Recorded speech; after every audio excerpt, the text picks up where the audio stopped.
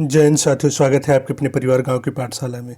Friends, आज के इस वीडियो के माध्यम से हम लोग जो पढ़ने वाले हैं तो बीपीएससी के घटना चक्र का जो पूर्वावलोकन मार्केट में अवेलेबल है उससे हमले यानी उस पूर्वावलोकन से आज हम लोग जो कवर करने वाले हैं तो साइंस पोर्शन को कवर करने वाले हैं। पूर्वावलोकन से साइंस पढ़ने का एक रीज़न ये भी है कि फ्रेंड्स, आप सभी जानते हैं कि अगर बीपीएससी की टीआरई की पीआरटी की बात करें तो आपको देखने को मिलता है कि पीआरटी में लगभग 7 से 8 क्वेश्चन जो कि साइंस को देखने को मिलेंगे। अब 7 से 8 क्वेश्चन साइंस कवर करने के लिए या पकड़ने के लिए 8 से 10 बुकें पढ़ें या 7 से 8 बुकें पढ़ने, तो उससे बेहतर क्या है, उससे हमें लगता है कि शायद वो टोटल टाइम अब वेस्ट होगा। सबसे बेहतर तरीका क्या है, अगर बात करें तो जो ये पूर्वावलोकन आती है, पूर्वावलोकन में आप देखेंगे कि सभी जो बीपीएससी की प्रीवियस ईयर क्वेश्चन दिए गए हैं, साथ ही साथ उसमें आपको देखने को मिलेगा कि डिटेल एनालिसिस दिया है। तो आप इस पूर्वावलोकन की ये पूरी सीरीज़ को देख लीजिए, साथ ही साथ जो डिटेल डिस्कशन है उससे जो इंपॉर्टेंस पॉइंट्स हैं उनको देख लीजिए। इसके बाद हमारे द्वारा जो आप देख रहे हैं फ्रेंड्स कि डेली कहीं ना कहीं क्वेश्चंस के माध्यम से बहुत सारी प्रैक्टिस कराई जा रही है साइंस की, तो उतना कवर कर लेंगे तो आपके सारे क्वेश्चन लगभग आपकी कवर हो जाएंगे। क्योंकि बहुत सारा पढ़ लेने से तो एग्ज़ाम नहीं निकलते, आप एग्ज़ाम के पैटर्न के अकॉर्डिंग पढ़ाई करने से एग्ज़ाम निकलते हैं। तो आप कोशिश कीजिएगा कि जैसे 4 से 5 क्वेश्चन आते हैं, अब 4 से 5 क्वेश्चन के लिए अगर आप 8 को बुकें पढ़ेंगे या बात करें कि 10 बुकें पढ़ेंगे तो उससे क्या होगा, सिर्फ टाइम वेस्ट होगा।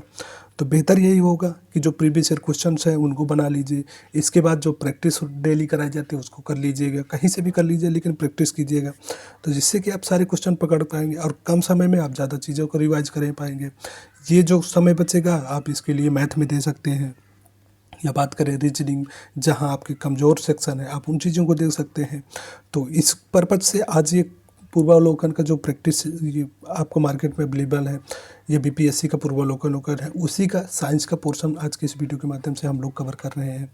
तो फ्रेंड्स, शुरुआत करते हैं आज के इस वीडियो की। अगर बात करें फ्रेंड्स बायोलॉजी के बारे में, तो सबसे पहले जो बायोलॉजी हम लोग डिस्कशन कर रहे हैं, तो बायोलॉजी डिस्कशन का ये भी रीज़न है कि जो एग्ज़ामों में सबसे ज़्यादा अगर क्वेश्चन किसी टॉपिक से आते हैं या साइंस में से तो बायोलॉजी से उठते हैं।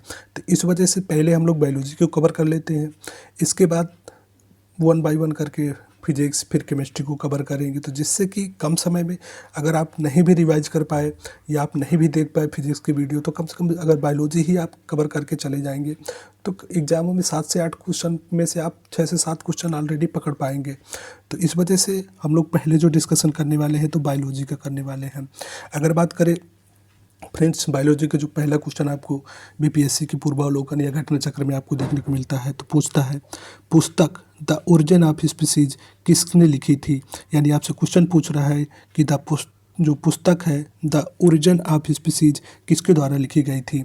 तो अगर बात करें the origin of species Darwin के द्वारा लिखी गई थी। तो कई बार आपसे पूछता है कि डार्विन के द्वारा लिखी गई कौन सी बुक है, तो एग्जामों में 3-4 बुक दे देगा, तो उनसे पकड़ने के लिए आप इस चीज़ को नोट कर लीजिएगा कि द ओरिजिन ऑफ स्पीसीज जो कि डार्विन के द्वारा लिखी गई थी। अगर बात करें इसके डिटेल डिस्कशन के बारे में, तो द ओरिजिन ऑफ स्पीसीज पुस्तक डार्विन द्वारा लिखी गई थी। चार्ल्स डार्विन इंग्लैंड के जैव विकासविद थे, यानी विकासवादी वैज्ञानिक थे।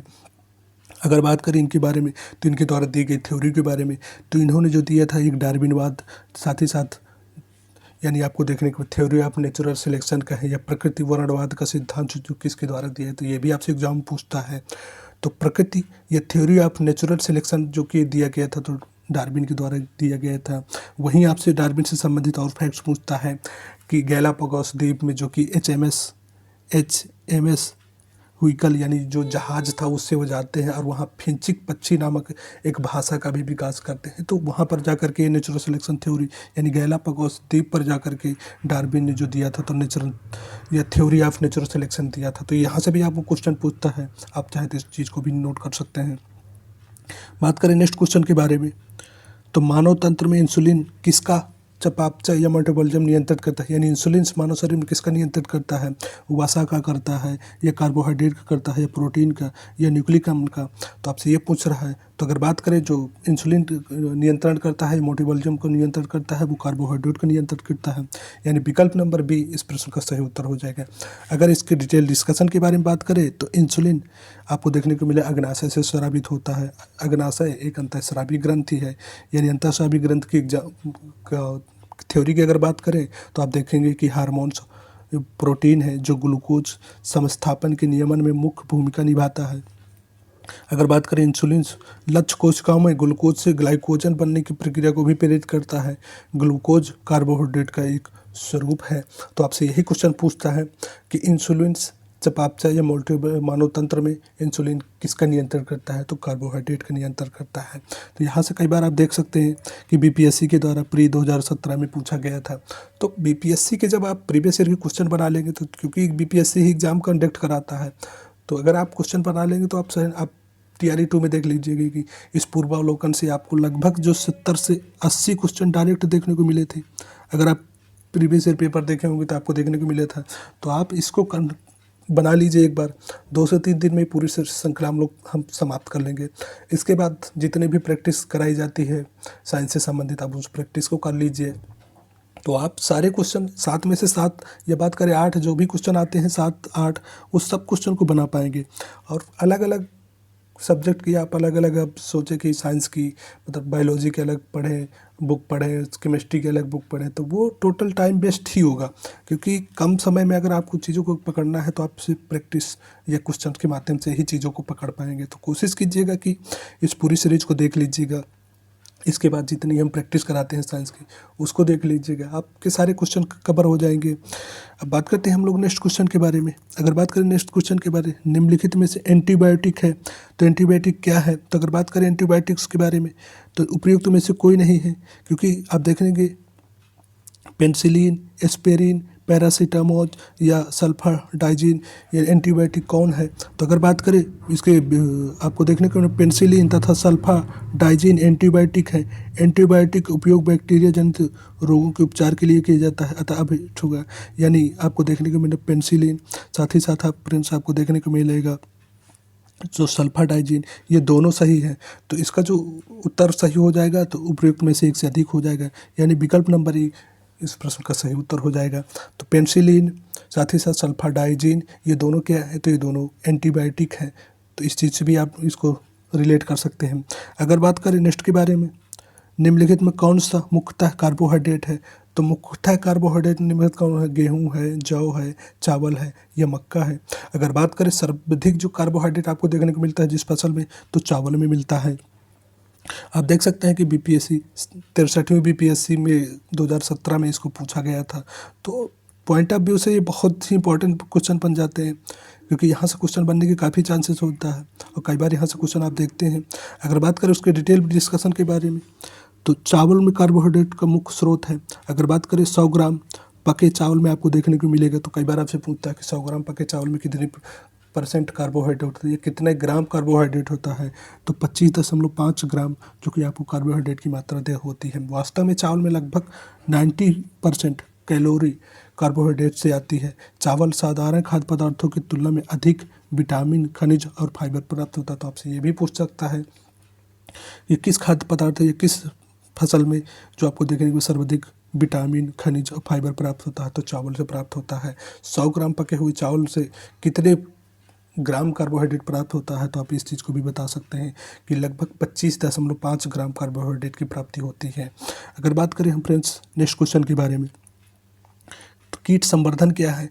तो कीटों की वृद्धि करने को विज्ञान जो कि आपको कीट संवर्धन कहलाता है। तो इसका जो सही उत्तर हो जाएगा विकल्प नंबर 1 हो जाएगा।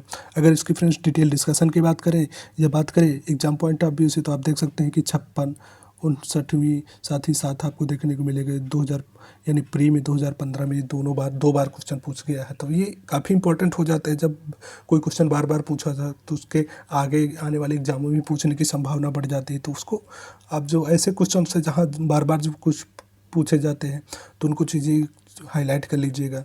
कुछ महत्वपूर्ण पॉइंट्स हैं तो उनको नोट कर लीजिएगा कि अगर वहाँ से संबंधित कुछ पॉइंट्स आते हैं तो आप उनको क्वेश्चन बना पाएँ। फ्रेंड्स अगर बात करें इस क्वेश्चन के डिटेल डिस्कशन के बारे में, तो कीट संवर्धन जैसे केचुआ की वृद्धि करने का एक विज्ञान है। केचुआ को और किस किस नाम से जाना जाता है? तो आपसे कई बार क्वेश्चन पूछता है। तो कृषकों का मित्र कहा जाता है, भूमि की आंत के भी कहा जाता है केचुआ का। वहीं केचुआ खाद वर्मी कंपोस्ट पोषक पदार्थों से भरपूर होता है। यह उत्तम जैव उर्वरक है। तो आपसे पूछता है कि वर्मी कंपोस्ट क्या है? रासायनिक जो उर्वरक है या जैव उर्वरक है, तो आप बताइएगा कि जैव उर्वरक है यानी बायो फर्टिलाइजर है। तो इस चीज़ ये भी क्वेश्चन आपको एग्जाम में कई बार पूछता है। बात करेंगे नेक्स्ट क्वेश्चन के बारे में फ्रेंड्स, जेनेटिक्स में किसका अध्ययन किया जाता है? तो जेनेटिक्स में आपको देखने को मिलता है आनुवंशिकता और विचरण का अध्ययन किया जाता है। कई बार आपसे क्वेश्चन पूछता है कि जेनेटिक्स टर्म किसने दिया था। तो अगर बात करें फ्रेंड्स इसके डिटेल डिस्कशन के बारे में, तो डिटेल डिस्कशन जेनेटिक्स जीव विज्ञान की वह शाखा है जिसके अंतर्गत जीवधारियों में जीनों, आनुवंशिकता और विचरण का अध्ययन किया जाता है। आप देख सकते हैं कि 53वीं तथा 55वीं बीपीएससी के द्वारा यहाँ से एग्जाम में पूछा गया था। वहीं बात करें क्वेश्चन नंबर नेक्स्ट के बारे में, भ्रूण में गर्भ के भ्रूण विकास को जानने के लिए निम्नलिखित किरणों तरंगों से किसका उपयोग किया जाता है? तो अगर बात करें तो फ्रेंड्स पराध्वनि तरंगों का प्रयोग किया जाता है, यानी विकल्प नंबर सी इस प्रश्न का सही उत्तर हो जाएगा। बात करें इसके डिटेल डिस्कशन के बारे में, गर्भ के भ्रूण के विकास को जानने के लिए अल्ट्रासाउंड तकनीक यानी पराश्रव्य ध्वनि का उपयोग किया जाता है। वहीं बात करें फ्रेंड्स नेक्स्ट क्वेश्चन के बारे में, निम्न में से कौन सा एक सच्चा फल नहीं है? यानी आपसे जो फॉल्स फ्रूट है, आपसे कई बार एग्जाम पूछता है कि फॉल्स फ्रूट का एग्जाम्पल कौन सा है, ये कौन सा फल है जो कि फॉल्स यानी असत्य फल का एग्जाम्पल है? तो फ्रेंड्स आपको देखने को मिलेगा कि सेब जो कि असत्य फल का एग्जाम्पल है। अगर बात करें फ्रेंड्स इसकी डिटेल डिस्कशन की, तो आपको देखने को मिलेगा सेब है, काजू है, ये क्या है? तो ये असत्य फल का एग्जाम्पल है, क्योंकि नहीं सच्चा फल का नहीं पूछा है, तो नहीं में आपको सेब ही हो जाएगा। अंगूर, आलू बुखारा, खजूर, ये सब क्या है? ये सत्य फ्रूट है। वहीं जो कि सेब है तो असत्य फ्रूट है। अगर फ्रेंड्स इसके डिटेल की डिस्कशन के बारे में बात करें, तो जब फल के निर्माण अंडाशय ओवरी के अलावा कुछ अन्य भाग भी शामिल हो जाते हैं तो ऐसे फल को या ऐसे निर्मित फल को क्या कहते हैं? तो फॉल्स या असत्य फल कहते हैं। अगर इनकी एग्जाम्पल की बात करें तो फ्रेंड्स आपको देखने को मिलेगा कि सेब हो गया, काजू हो गया, नाशपाती, यानी असत्य फल के एग्जाम्पल आपको देखने को मिलेगा सेब, काजू और नाशपाती। बात करें डेवलप कैसे होता है, तो अंडाशय के अलावा कुछ अन्य भाग जो कि फल के डेवलपमेंट में भी सहायक हो जाते हैं, तब वैसे फल को क्या कहते हैं? असत्य फल कहते हैं। एग्जाम्पल सेब, काजू और नाशपाती। तो कई बार यहाँ से क्वेश्चन पूछता है कि काजू किस प्रकार का फल है, सत्य है या असत्य है? नाशपाती किस प्रकार का फल है, सत्य है या असत्य है? तो इन चीज़ों को फ्रेंड्स कोशिश कीजिएगा, नोट कर लीजिएगा। एक बार इस पूरी सीरीज को देख लीजिएगा, यहाँ से संबंधित आप जितने भी प्रीवियस ईयर है सभी को आप कवर कर जाएंगे। 102 दिन में पूरी सीरीज कवर हो जाएगी, तो आप सारे क्वेश्चन बना पाएंगे। और अलग अलग बुक पढ़ने से 7 से 8 क्वेश्चन के लिए वो टाइम वेस्ट होगा। तो इस वजह से कोशिश कीजिए इसको पूरी सीरीज को बना लीजिएगा एक बार। अब बात करते हैं हम लोग नेक्स्ट क्वेश्चन के बारे में, लौंग पौधे के निम्नलिखित में से किस भाग से प्राप्त होता है? यानी आपसे पूछ रहा है लौंग पौधे के किस भाग से प्राप्त होता है। तो अगर बात करें लौंग जो प्राप्त होता है शुष्क पुष्प कली, यानी जो लौंग का पौधा होता है उसके शुष्क कली से पुष्प कली से प्राप्त होता है। अगर बात करें इसके संबंधित डिटेल डिस्कशन के बारे में, तो लौंग यूजुनेसिया कैरियोफोलेटा नामक मध्यम कद वाले सदाबहार वृक्ष की सूखी हुई पुष्प कलिका से प्राप्त होता है। यानी शुष्क जो पुष्प कलिका होती है उससे ही लौंग प्राप्त होता है। तो इस चीज़ को भी आप नोट कर लीजिएगा। बात करें लौंग एक मसाला पौधा किस भाग से प्राप्त होता है, तो फूल की कली से प्राप्त होता है या फल से प्राप्त होता है या जड़ से प्राप्त होता है।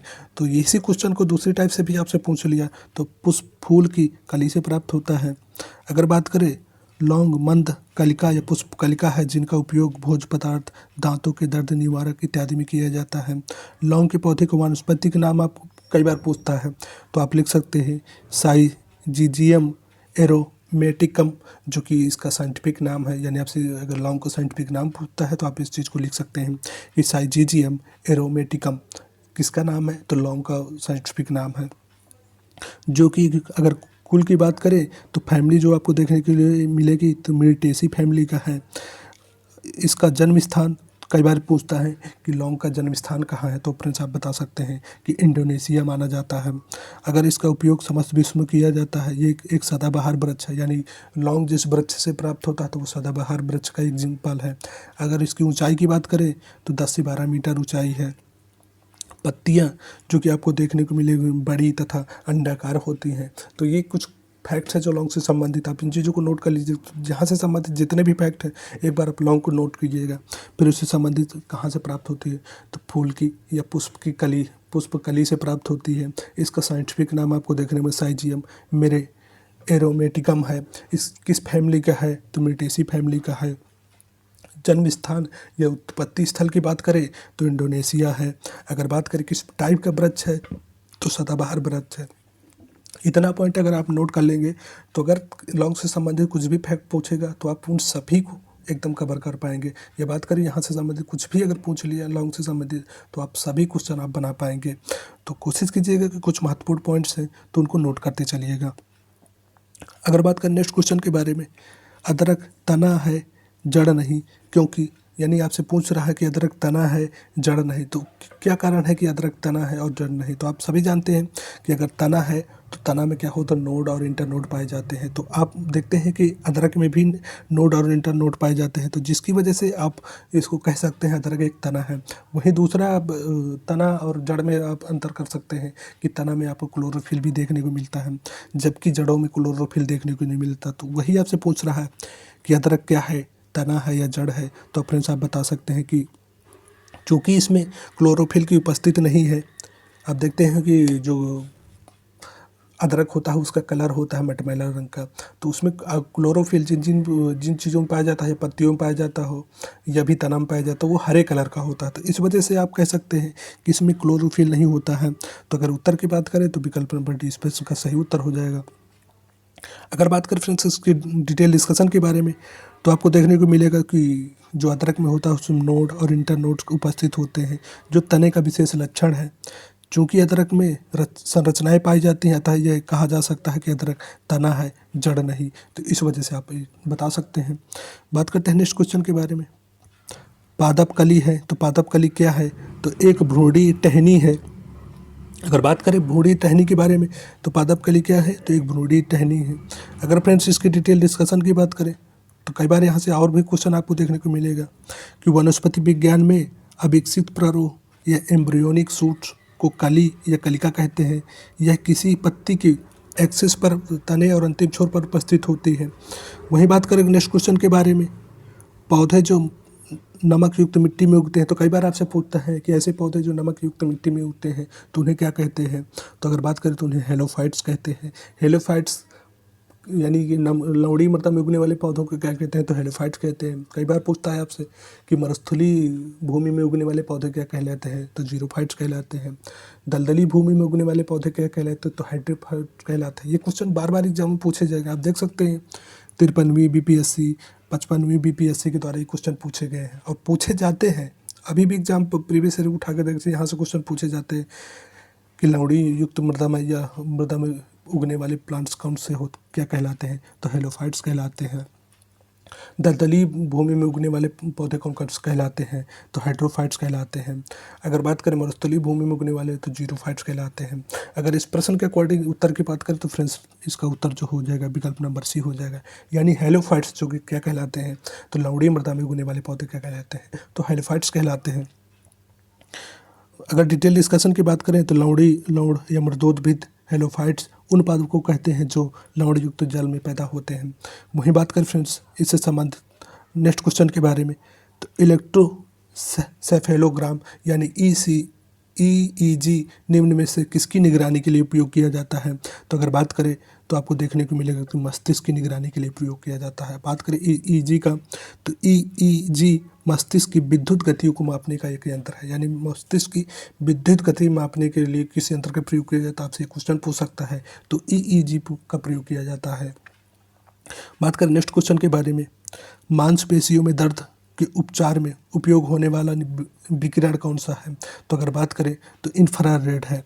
अगर इसकी डिटेल डिस्कशन की बात करें फ्रेंड्स आपको देखने को मिलेगा तो इंफ्रारेड विकिरण IR या अवरक्त विकिरण का उपयोग मांसपेशियों की दर्द के उपचार में किया जाता है। इंफ्रारेड लैंप विद्युत उपकरण है जिनसे इंफ्रा विकिरण उत्सर्जित की जाती है।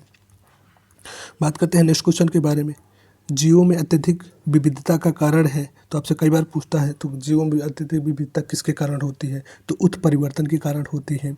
फ्रेंड्स वहीं आप देखेंगे कि उत्परिवर्तन का सिद्धांत कई बार आपसे पूछता है कि उत्परिवर्तन का सिद्धांत किसने दिया था या उत्परिवर्तनवाद किसने दिया था।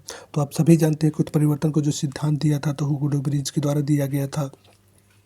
अगर बात करें फ्रेंड्स इसके डिटेल डिस्कशन के बारे में, वैज्ञानिकों को वह समूह जिसने प्रकृतिवाद के सिद्धांत को आधुनिक रूप दिया उसे नव डार्विनवादी कहते हैं। आधुनिक नव डार्विनवादियों के अनुसार जीनों में साधारण परिवर्तन के उपरांत नए जीव बनते हैं, जिससे उनकी विभिन्नताएं बढ़ जाती हैं। इन परिवर्तनों को हुई उत्परिवर्तन कहते हैं। ये परिवर्तन स्पष्टतः वंशागत होते हैं तथा पीढ़ियों में वर्ण द्वारा नई जातियों की उत्पत्ति होती है। अगर बात करें फ्रेंड्स नेक्स्ट क्वेश्चन के बारे में, तो नेक्स्ट क्वेश्चन जो आपको देखने को मिला तो आनुवंशिकता यानी मेंडल के आनुवंशिकता का सिद्धांत किस पर आधारित था। तो मेंडल का जो आनुवंशिकता का सिद्धांत आधारित था फ्रेंड्स लैंगिक जनन पर आधारित था। अगर बात करते हैं नेक्स्ट क्वेश्चन के बारे में, डीएनए की खोज किसने की थी। बहुत सारे एग्जाम आपसे यहाँ से क्वेश्चन पूछता है कि डीएनए की खोज किसने की थी। आप देख सकते हैं कि 64वीं बीपीएससी के द्वारा प्री 2018 में यहाँ से क्वेश्चन पूछा गया था। तो डीएनए की खोज जो की थी तो फ्रेडरिक मिशर ने की थी। तो अगर उत्तर की बात करें तो उत्तर इसमें उपयुक्त में से कोई नहीं होगा, क्योंकि जेम्स वाटसन और फ्रांसिस क्रिक के द्वारा नहीं की गई। ग्रेगर जॉन मेंडल ने आप सभी जानते हैं कि आनुवंशिकता की खोज की थी। जोहानसन ने जो कि आपको देखने को मिला था कि जीववाद की खोज की थी। हरगोविंद खुराना ने, इन्होंने भी नहीं की थी। तो किसने की थी। तो अगर बात करें डीएनए की खोज की तो फ्रेडरिक मिशर ने की थी। अगर इसके डिटेल डिस्कशन की बात करें तो यह एक गलत धारणा है कि जेम्स वाटसन तथा फ्रांसिस क्रिक MHF विल्किंसन तो फ्रैंकलिन नामक वैज्ञानिकों ने डीएनए की खोज की थी। यानी जो कहा जाता है कि वाटसन तथा क्रिक के द्वारा डीएनए खोजा गया था। तो डीएनए की जो खोज की गई थी तो फ्रेडरिक मिशर के द्वारा की गई थी। वाटसन और क्रिक के द्वारा किया गया था दुकुंडली यानी डीएनए का दुकुंडली मॉडल जो खोजा गया था तो वो खोजा गया था। तो इस वजह से आप इस चीज़ को नोट कर लीजिएगा कि डीएनए की खोज पूछे तो फ्रेडरिक मिशर ने की थी। वहीं अगर बात करें आप दुकुंडली डीएनए का मॉडल किसने दिया था तो वाटसन और क्रिक ने दिया था। अगर बात करें फ्रेंड्स नेक्स्ट क्वेश्चन के बारे में, तो जीव कोशिकाओं में आनुवंशिकता लक्षणों के नियंत्रण में निम्नलिखित में कौन सा उत्तरदायी है। तो आपसे क्वेश्चन कई बार पूछता है तो डीएनए उत्तरदायी है। जीव कोशिकाओं में आनुवंशिकता नियंत्रण के लिए डीएनए उत्तरदायी होता है। वहीं बात करते हैं क्वेश्चन नंबर नेक्स्ट के बारे में, यकृत एवं मांसपेशियों में ऊर्जा जमा होती है तो कहाँ पे जमा होती है, ये आपसे कई बार पूछता है। तो आपको देखने को मिले ग्लाइकोजन यानी यकृत और मांसपेशियों में जो ऊर्जा जमा होती है तो किस रूप में जमा होती है, आपसे क्वेश्चन पूछ रहा है तो ग्लाइकोजन के रूप में होती है। बात करें डिटेल डिस्कशन के बारे में, तो शरीर की कोशिकाओं को कार्य करने के लिए ऊर्जा की आवश्यकता होती है। यह ऊर्जा शुगर, वसा, प्रोटीन, रासायनिक क्रियाओं से प्राप्त होती है। शुगर शरीर में ग्लाइकोजन की परिवर्तित हो जाती है जो एक सरल शर्करा है। यह अवशोषित होकर रक्त से विभिन्न अंगों ऊतकों में पहुंच जाती है। यकृत मांसपेशियों मुख्यतः ग्लूकोज ऊर्जा ग्लाइकोजन रूप में जमा हो जाती है। अगर बात करें फ्रेंड्स नेक्स्ट क्वेश्चन के बारे में, तो नेक्स्ट क्वेश्चन आपको देखने को मिलेगा कि मानव शरीर में होता है यानी मानव शरीर में क्या होता कितना होता है। तो लगभग जो देखने को मिलेगा 70% आपको पानी देखने को मिलेगा। यानी आपसे पूछ रहा है कि मानव शरीर में कितने % पानी होता है तो 70% पानी होता है। अगर बात करें नेक्स्ट क्वेश्चन के बारे में, विटामिन जो रक्त को थक्के बनाने में प्रभावी होता है। तो आप सभी जानते होंगे कि विटामिन रक्त को थक्का बनाने में जो सहायक होता है तो विटामिन के सहायक होता है। अगर बात करें इससे संबंधित कुछ महत्वपूर्ण फैक्ट्स के बारे में या डिटेल डिस्कशन के बारे में, तो विटामिन की कमी से आपको सभी जानते हैं कि ब्लड का थक्का नहीं बनता या धीरे बनने की पूरी बीमारी होती है। इस विटामिन को रुधिर या एंटी मोर्फोजिक कहते हैं। इसकी कमी वाले व्यक्तियों को ऑपरेशन आसानी से नहीं किया जा सकता क्योंकि रुधिर बह जाने का यानी ब्लड बह जाने का खतरा होता है। वहीं बात करते हैं फ्रेंड्स नेक्स्ट क्वेश्चन के बारे में, निम्नलिखित में से कौन सा विटामिन प्रतिस्कंदक विषों के प्रतिकारक के रूप में प्रयोग किया जाता है। तो आप सभी जानते हैं प्रतिकारक या स्कंदक के रूप में जो प्रयोग किया जाता है विटामिन के का प्रयोग किया जाता है। अगर बात करें तो एंटीडोट के रूप में विटामिन के का प्रयोग किया जाता है। इस विटामिन को रुधिर स्रावरोधी या एंटी मॉर्फोजिक फैक्टर कहते हैं। इसकी कमी वाले व्यक्तियों को ऑपरेशन आसानी से नहीं किया जा सकता क्योंकि अधिक रुधिर बह जाने पर डर बना रहता है। वही बात करें नेक्स्ट क्वेश्चन के बारे में, यहाँ से भी कई बार आप एग्जाम में क्वेश्चन देखते हैं कि किस विटामिन को आर्गे कैल्सीफेरॉल कहते हैं। तो आप सभी जानते हैं आर्गे कैल्सी विटामिन डी को डिकैल्सीफेरॉल के नाम से जाना जाता है। उसके दो पार्ट होते हैं, आपको D2 और D3, D2 को जो आर्गेकैल्सिफेरॉल कहते हैं, वहीं D3 को कैलीकैल्सिफेरॉल के नाम से जाना जाता है। तो अब इस उत्तर की बात करें तो प्रश्न नंबर यानी विकल्प नंबर ए इस प्रश्न का सही उत्तर हो जाएगा। अगर बात करें फ्रेंड्स इसकी डिटेल डिस्कशन के बारे में, तो विटामिन D2 को आर्गेकैल्सिफेरॉल कहते हैं, जबकि विटामिन D3 कैलीकैल्सिफेरॉल कहलाता है। विटामिन D2 विटामिन डी के वह प्रकार है जो मुख्यतः भोजन आहार अनुपूरक रूप में मनुष्यों को प्राप्त होता है। मुख्य रूप से भोजन में यह मक्खन, यानी आपसे कई बार पूछता है कि D2 मनुष्य को कहाँ से प्राप्त होता है, तो मक्खन, मशरूम, दूध, पनीर, मांस, अंडे की जर्दी, मछली की तेल इत्यादि मिलता है। इसकी कमी से होने वाला रोग आपसे कई बार पूछता है कि D2 से कमी हो गया, आर्गेकैल्सिफेरॉल की कमी से कौन सा रोग होता है, तो रिकेट्स रोग हो जाता है। बात करें नेक्स्ट क्वेश्चन के बारे में, मानव शरीर में विटामिन ए भंडारित होता है, तो कहाँ पर भंडारित होता है, तो विटामिन जो भंडारित होता है तो यकृत में भंडारित होता है। अगर बात करें डिटेल डिस्कशन के बारे में, तो आप सभी जानते हैं कि मानव शरीर में यकृत विटामिन ए की कमी काफ़ी मात्रा संचरित रहती है, यानी संचित रहती है। विटामिन ए का रासायनिक नाम रेटिनॉल है। अगर बात करें इसकी कमी से तो रतौंधी रोग हो जाता है। इस विटामिन को संक्रमण रोधी विटामिन भी कहते हैं। तो कई बार आपसे पूछता है कि विटामिन ए को संक्रमण रोधी विटामिन कहते हैं या क्या कहते हैं, तो संक्रमण रोधी विटामिन कहते हैं। इसका मुख्य स्रोत कई बार पूछता है कि विटामिन ए का मुख्य स्रोत क्या है, तो दूध हो गया, मक्खन हो गया, अंडा हो गया, मछली हो गई और गाजर इत्यादि ये आपको देखने को मिलेगा जो कि विटामिन ए के स्रोत हैं। बात करते हैं नेक्स्ट क्वेश्चन के बारे में, तो निम्नलिखित में से कौन सा युग सही सुमेलित नहीं है, नहीं देखना है, तो रेटिनॉल की यानी कि आप देखने विटामिन ए की कमी से जीरो पर थैलेमिया रोग होता है, तो ये सही है। टेकोफेरॉल आपको देखने को मिलेगा, टेकोफेरॉल बेरी, तो जो कि गलत होगा क्योंकि बेरी थायमिन की कमी से होता है।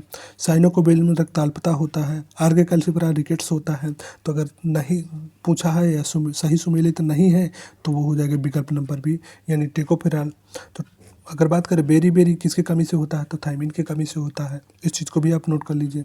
अगर इसके डिटेल डिस्कशन की बात करें तो रेटिनॉल अर्थात विटामिन ए की कमी से जीरोपैथेलमिया रोग होता है। साइनोकोबालामिन विटामिन B12 की कमी से रक्ताल्पता होता है। वहीं बात करें विटामिन डी कोलिकैल्सिफेरॉल या विटामिन D3 तथा आर्गेकैल्सिफेरॉल की कमी से बच्चों में रिकेट्स रोग हो जाता है। बात करें बेरी आपको देखने को B1 विटामिन यानी थायमिन की कमी से होता है, ना कि विटामिन जो कि आपको देखने को टेकोफेरॉल विटामिन ए को कहते हैं। विटामिन ई को ब्यूटी विटामिन के नाम से भी जाना जाता है। तो इस चीज़ को भी आप चाहें तो नोट कर सकते हैं क्योंकि यहाँ से भी आपको क्वेश्चन कई बार एग्जामों में देखने को मिलता है। वही बात करते हैं नेक्स्ट क्वेश्चन के बारे में, निम्नलिखित में से किस युग में सही सुमेल नहीं है, तो आपसे क्वेश्चन पूछ रहा है कि सही सुमेल नहीं है। तो अगर बात करें सही सुमेल के बारे में तो उपयुक्त में से कोई नहीं, या बात करें उपयुक्त में से एक से अधिक। कई बार आपसे यहाँ से क्वेश्चन बहुत सारे एग्जाम में आपको देखने को मिलेगा। अगर इसके डिटेल डिस्कशन की बात करें तो फ्रेंड्स आपको देखने को मिलेगा जो डिटेल डिस्कशन, तो कई बार यहाँ से क्वेश्चन पूछने को मिला। सूर्य का प्रकाश, कॉड यकृत विटामिन डी की समृद्ध स्रोत है। गेहूँ का अंकुर तेल जो आपके देख रहे हैं व्हीट ग्रेन ऑयल जो विटामिन ई का प्रमुख स्रोत है, जबकि अल्फा से विटामिन की प्रचुर मात्रा में पाया जाता है। यद्यपि संतरा विटामिन सी का मुख्य स्रोत है तथापि उसमें विटामिन B1 की बहुत कम मात्रा प्राप्त है, अतः विकल्प ई अभिष्ट उत्तर सही होगा।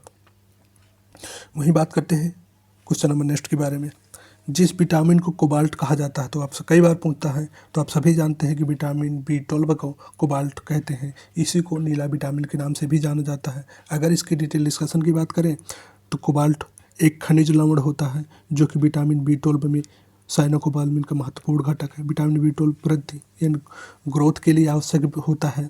अगर इसकी कमी से बात करें तो तंत्रिका तंत्र या नर्वस सिस्टम की या फिजियोलॉजी की गड़बड़ हो जाती है। विटामिन B12 की महत्वपूर्ण स्रोत आपसे पूछ सकता है कि B12 यानी विटामिन B12 किन किन चीज़ों से प्राप्त होता है, तो आप देखें कि मांस, मछली, यकृत, दूध, पनीर इत्यादि से प्राप्त होता है। वहीं आप देखेंगे कि आंत के या बैक्टीरिया भी इसका संश्लेषण करते हैं, तो इस चीज़ को भी आप नोट कर सकते हैं। अगर बात करते हैं फ्रेंड्स नेक्स्ट क्वेश्चन के बारे में, एक स्वस्थ मनुष्य या वयस्क मनुष्य के रक्त में कुल परिमाप होता है, यानी आपसे क्वेश्चन पूछ रहा है एक स्वस्थ मनुष्य के शरीर में कुल कितना लीटर आपको देखने को ब्लड मिलता है, तो आपको देखेंगे कि 5 से 6 लीटर एक स्वस्थ मनुष्य के शरीर में जो कि ब्लड होता है।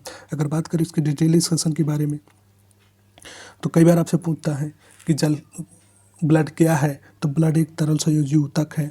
यह रक्त वाहियों के अंदर विभिन्न अंगों में नियमित रूप से गतिशील रहता है। अगर बात करें मनुष्य के शरीर में रक्त की शरीर के कुल भाग का लगभग, यानी कई बार पूछता है कि मनुष्य के शरीर के कुल भाग का कितना परसेंट जो आपके ब्लड होता है, तो 7 से 8% होता है। ये तीनों क्वेश्चन जो आपको देखने को मिलेंगे, वहीं आपको देखने को मिलेगा। अगर लीटर की बात करें या मात्रा की बात करें, तो 5 से 6 लीटर जो कि स्वस्थ मनुष्य के शरीर में ब्लड होता है। अगर बात करें शरीर के भार का कितना गुना होता है, ये कौन सावां भाग होता है, तो 1/13। यहाँ से कई बार क्वेश्चन पूछता है। अगर परसेंटेज की बात करें, तो कुल वजन का 7 से 8%। अगर लीटर की बात के या मात्रा के अकॉर्डिंग बात करें, तो फ्रेंड्स आपको 5 से 6 लीटर एक स्वस्थ मनुष्य के शरीर में होता है। ये भाग की बात करें, तो 1/13वां भाग, यानी संपूर्ण शरीर का 1/13वां भाग जो कि आपको देखने को मिलेगा कि मनुष्य के शरीर में ब्लड होता है। तो ये तीनों क्वेश्चन बार बार एग्जाम में रिपीट होते हैं, तो कोशिश कीजिएगा इन तीनों चीज़ों को एक ही जगह लिख लीजिएगा, जाकि कभी भी अगर यहाँ से संबंधित क्वेश्चन चाहे, जैसे ये पूछता है कि ब्लड क्या है, तो ब्लड एक तरल संयोजी ऊतक है। मनुष्य के शरीर में कितना परसेंट ब्लड है, तो 7 से 8% ब्लड है। कितने लीटर ब्लड एक स्वस्थ मनुष्य के शरीर में होता है, तो 5 से 6 लीटर होता है। कुल शरीर का कितना परसेंट कौन सा भाग होता है, तो 1/13वां भाग होता है। तो ये 3 से 4 क्वेश्चन जो बार बार आपको एग्जाम में देखने को मिलेंगे, तो इनको कोशिश कीजिएगा, नोट कर लीजिएगा। अगर बात करते हैं नेक्स्ट क्वेश्चन के बारे में, आधान ट्रांसफ्यूजन में रक्त न केवल रक्त के प्रकार में बल्कि यानी खाली स्पेस में संगत होना चाहिए। तो किससे है, तो आप RH कारक में भी संगत होना चाहिए, यानी रक्त के प्रकार में नहीं। यानी अगर आप किसी को ब्लड ट्रांसफ़र कर रहे हैं, तो वो केवल प्रकार में ही सेम नहीं होना चाहिए, बल्कि RH फैक्टर में भी संगत होना चाहिए, यानी समान होना चाहिए। तो इस प्रश्न का जो सही उत्तर हो जाएगा विकल्प नंबर ए हो जाएगा। अगर बात करें फ्रेंड्स इसके डिटेल डिस्कशन के बारे में, तो रक्त आधान या ब्लड ट्रांसफ्यूजन में रक्त के प्रकार के साथ RH कारक का भी संगत होना आवश्यक है। RH कारक की खोज कार्ल एंड स्टीनर के द्वारा या बीनर ने रेस बंदर से रक्त की थी। तो इस चीज़ को भी आप नोट कर लीजिएगा। अगर बात करें फ्रेंड्स नेक्स्ट क्वेश्चन के बारे में, तो इनमें से रक्त दाब का मात्रक यंत्र कौन सा, कई बार पूछता है कि रक्त दाब का मापन किसके द्वारा, कौन से यंत्र के द्वारा किया जाता है, तो स्फिग्मैनोमीटर के द्वारा किया जाता है। बहुत सारे एग्जाम में आपसे यहाँ से क्वेश्चन देखने को मिलेगा। आप देख भी सकते हैं कि 48वीं BPSC 52वीं BPSC के द्वारा प्री में 2008 में पूछा गया था यहाँ से एग्जाम में, और आने वाले सभी एग्जाम में यहाँ से क्वेश्चन बनने की संभावना है। तो कोशिश कीजिएगा इन चीज़ों को नोट करते चलिएगा। अगर बात करें मनुष्य का रक्तचाप, तो आप सभी जानते हैं कि 120/80 होता है। धमनियों में रक्त दाब 2 अवस्थाएं होती है। पहले प्रकुंचन दाब सिस्टोलिक प्रेशर होता है, दूसरे का प्रसारण डिस्टोलिक प्रेशर होता है। समांतर प्रकुंचन दाब का आप देखेंगे कि 120 मिलीमीटर होता है। या भी HG की अगर बात करें, प्रसारण 80 ml होता है, मिलीलीटर होता है। रक्तचाप का डॉक्टर स्फिग्मोमीटर यंत्र द्वारा मापा जाता है। तो इस चीज़ को नोट कर लीजिएगा। तो यहाँ से संबंधित आप अगर एक सीरीज को पूरी कवर कर लीजिएगा, और इसके बाद जितने भी प्रैक्टिस कराए जाए, तो उन सबको अगर कवर कर लेंगे, तो आपसे संबंधित जितने भी क्वेश्चन एग्जाम में आते हैं, आप उन सभी को पकड़ पाइएगा। तो आज की वीडियो में फिलहाल इतना ही। 31 क्वेश्चन का डिस्कशन रखते हैं। अगले वीडियो के माध्यम से हम लोग थोड़ा और भी ज़्यादा डिस्कशन करेंगे, और भी लगभग 100 क्वेश्चन डेली डिस्कशन करेंगे। तो 2 से 3 दिन में पूरा डिस्कशन एक कवर हो जाएगा। तो इस वीडियो के माध्यम से सिर्फ आज इतना ही 31 का डिस्कशन कर लेते हैं। अगले वीडियो के माध्यम से जो भी आएगा, तो उसके माध्यम से हम लगभग 100 क्वेश्चन का एक दिन में या एक ही वीडियो के माध्यम से डिस्कशन करते चलेंगे। तो आई होप कि ये वीडियो आपको पसंद आया होगा, ये सीरीज पसंद आ रही होगी। यदि वीडियो पसंद आया तो वीडियो को लाइक कीजिएगा, एक प्यारा सा कमेंट कीजिएगा। तो आज के वीडियो में इतना ही, मिलते हैं नेक्स्ट वीडियो में। तब तक के लिए जय हिंद, जय भारत।